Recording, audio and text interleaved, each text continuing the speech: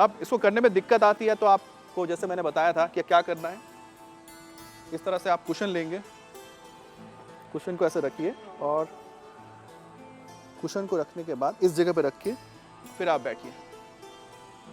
देखिए इस तरह से आप बैठेंगे, इस तरह से एडियो पे आप बैठ रहे हैं तो कुशन आप लगा देंगे तो और आपको लगता है कि इससे आपको अगर बिना इसके अगर आपको ज़्यादा दर्द महसूस हो रहा है, आप ज़्यादा देर नहीं बैठ पा रहे हैं तो इस तरह से कुशन रख लीजिए, फिर आप बैठिए।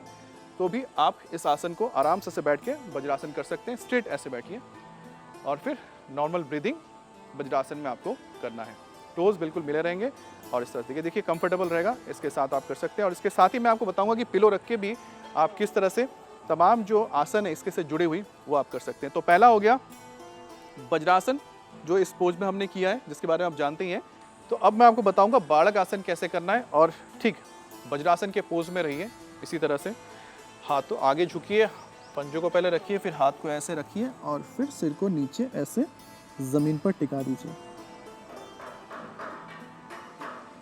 इस पोजीशन में कुछ देर रहिए, फिर आप ऊपर आ जाइए। तो ये बालक आसन आप ऐसे ही बैठ के कर सकते हैं। हाँ, जिनको स्पॉन्डिलाइटिस की दिक्कत है और जिनके गर्दन में दर्द होता है ज़्यादा, तो वो इस आसन को ना करें। खास तौर पे जिन्हें घुटने में भी दर्द है वो वज्रासन ये सब ना करें, दूसरे जो आसन है वो कीजिए अपने हेल्थ बेनिफिट के लिए। जो घुटने में जिनको दर्द होता है या गर्दन में स्पॉन्डिलाइटिस जिनको है वो ये बालक आसन मत कीजिए, और जिनको घुटने में दर्द है वो वज्रासन मत कीजिए। इसके बाद जो आसन आप इसी पोजीशन, इसी पोस्चर में बैठ के कर सकते हैं वो है मंडूक आसन। अब मंडूक आसन के बहुत सारे फायदे हैं। मंडूक आसन में क्या करना है, आपको ऐसी वज्रासन की पोजीशन में बैठना है, सांस लंबा खींचिए और अपने दोनों हाथों को इस तरह से मुट्ठी बनाइए, इस तरह से नाभि के पास ऐसे इसे दबाना है और अंदर खींचना है, और फिर आपको नीचे जाके ऐसे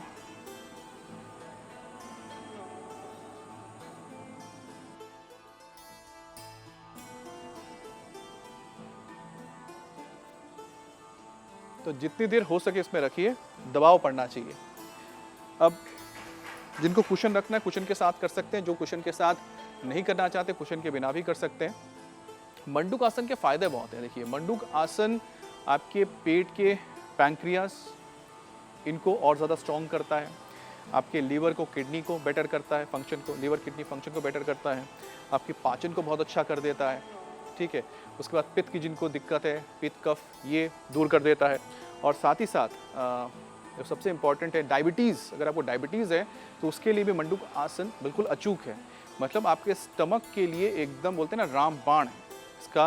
अगर आप इसका प्रैक्टिस करेंगे वज्रासन में जब भी आप बैठते हैं उसके बाद, अगर लेकिन मंडूक आसन आपको खाना खाने के बाद नहीं करना, ये ध्यान रखिएगा। सिर्फ वज्रासन खाना खाने के बाद करते हैं। मंडूक आसन के लिए इसी तरह वज्रासन पे बैठिए, सांस लीजिए अंदर, और जो ये इसको अंदर की तरफ ऐसे रखना है और फिर आपको आगे झुक जाना है ताकि आपके पेट पर दबाव पड़े, और जो दबाव पड़ने से आपके जितने भी इंटरनल ऑर्गन्स हैं, पैंक्रियास है, लीवर है, किडनी है, ये इनको एक्टिव कर देता है।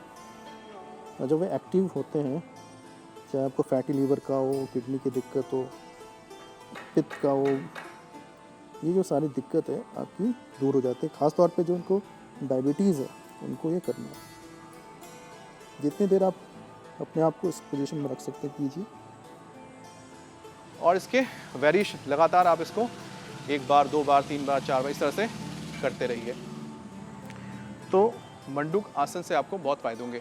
और सिर्फ मंडूक आसन के और कितने फ़ायदे हैं ये मैं आपको बताऊंगा अगले एपिसोड में। आज मैंने आपको बता दिया कि आखिरकार आप वज्रासन के पोजीशन पे आके कौन कौन से अलग अलग आसन कर सकते हैं। तो लगातार हमारे साथ आप जुड़े रहें, देखते रहें, ताकि हम आपको आपके हेल्थ को लेकर, आपके स्वास्थ्य को लेकर आपको अलग अलग आसन बताते रहें, आपको एक्सरसाइज बताते रहें, पोजीशंस बताते रहें, पोस्चर बताते रहें, ताकि आप हेल्दी एंड फिट रहें। धन्यवाद।